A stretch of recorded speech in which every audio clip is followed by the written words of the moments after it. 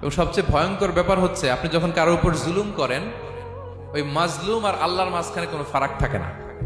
আল্লাহ ওই ফারাকের পর্দা উঠায় নেয়, দোয়া করলেই ওটা আরশে যেয়ে কবুল হয়ে যায়। খবরদার, মজলুমের কান্না কখনো বৃথা যায় না।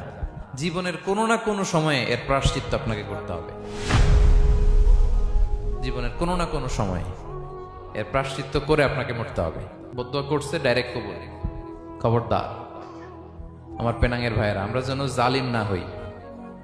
In it's any form, operation in it's any form, যেই কোনো ভাবে, যেই কোনো ক্ষেত্রে, যেই কোনো ধরনের হইতে পারে জুলুম। কাউকে আপনি ছোট্ট কোনো কাজে ঠকালেন, বন্টন নীতিতে ঠকালেন, হ্যাঁ, জমি মেরে দিয়ে ঠকালেন, আমানত মেরে দিয়ে ঠকালেন, ইন ইটস এনি ফর্ম যদি জুলুম করে থাকেন, খবরদার, মজলুমের কান্না কখনো বৃথা যায় না।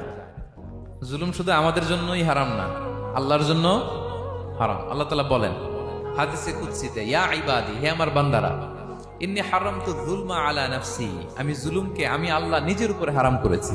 ওয়া জাআলতুহু বাইনাকুম মুহাররামা, এবং এই জুলুমকে তোমাদের উপর হারাম করেছি। ফালা তাযালামু, তোমরা একে অপরের উপর জুলুম করো না। জুলুম শুধু আমাদের উপরই হারাম না, আল্লাহ নিজের উপরও হারাম করেছেন। তাহলে জুলুমের সাথে কি মুমিনের কোনো সম্পর্ক থাকতে পারে? পারে না।